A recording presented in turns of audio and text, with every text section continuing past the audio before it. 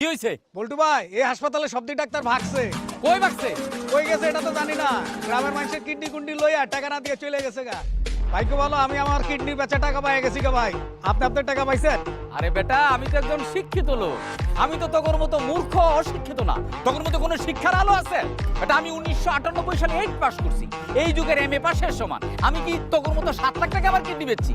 আমি আমার কিডনি 10 লাখ টাকায় বেচছি। ব্যাংকটা খুঁজে পালি টাকাটা ক্যাশ করব। আচ্ছা মেম্বার সাহেব, আপনি তো ব্যাংকে ট্যাঙ্কে যান, দেখেন তো এই ব্যাংকটা কই?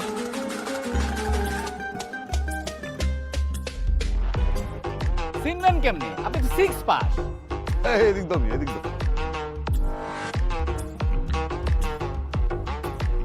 কাকা আপনিও চিনলেন না? চিনবেন কেমনে? আপনি তো চরিত্রের ঝামেলা। এত কিছু চিনি, আর এই সোনার ব্যাংকটা তো এইটা চিনি। আল্লাহ, এটা কি হইলো? হালার পুতরা তো আমার সোনার ব্যাংকের চেক ধরা দিয়ে গেল। আমার মতো একটা শিক্ষিত লোককে চোরা বানায় দিয়ে গেল। আমি এখন কি করি? আমার কিডনিও নিয়ে গেল, আমার টাকাও দিল না। আমার এখন কি হবে? আমি কি করি? আমি এখন কি করি? আমার কি করি? আমার সব শেষ হয়ে গেল। আমি এখন কি করবো? আমি আর কি করবো? আমার সব শেষ হয়ে গেল। এই ব্যাংকটা আমি চিনি। চিনোস? হ্যাঁ। কই এ ব্যাংক?